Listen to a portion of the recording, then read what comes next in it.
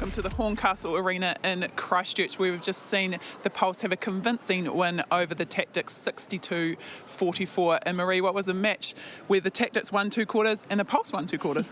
Yeah, but the Pulse really dominated the 2 quarters that they won, didn't they? It was the middle part of the match where the Pulse really took that ascendancy.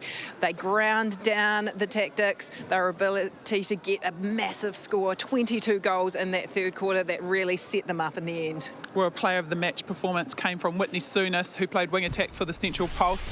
For me, it's just her fancy footwork and her ability to subtly feed her shooters. Yeah, well, she did battle in that 1st quarter to get onto that circle edge, but once the game opened up, that's when she really came to the fore. She has beautiful footwork, as you've talked about, and her ability to feed. She's really patient. She waits and waits until that option opens up, which is really, you know, as a wing attack, hard to do because you've only got 3 seconds, but she had a fine performance out there, definitely a player of the match performance. Well, a combination with Claire Kirsten too is really growing for me as well.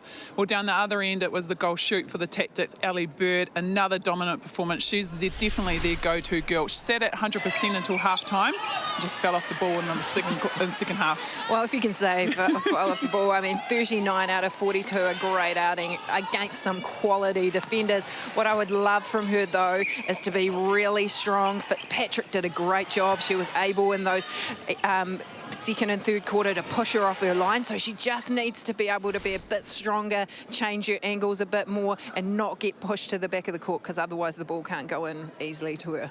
Well, it's certainly a positive for the Tactix that we're seeing their shooting percentage rise, because it has been a problem in the past.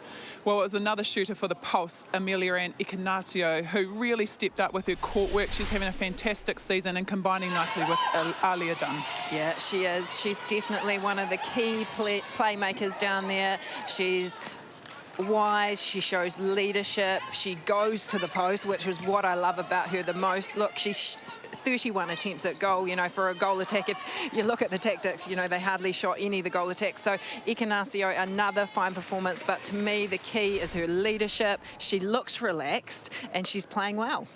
Yeah, well, if we take a look at the stats, and the first one that stands out to me is the attempts, just far more to the Pulse than the Tactix. Yeah, that's right, and that really came off the back of that 2nd and 3rd quarter over. The turnovers sort of evened out because at one stage the Tactix had doubled the turnovers to the Pulse, but to their credit pulled things back, intercepts in favour of the Pulse side, as are the deflections, and as you can see, 70 attempts. As we look at the shooting percentages, they're actually quite good. Kate Beveridge obviously a little bit off tonight with only 50%, but the rest of the shooters had a really good go at it. You know, Metura only came on for the last 5 minutes, so we won't, you know, 0 from 1, we won't hold that against her, but yeah, great shooting performance all round.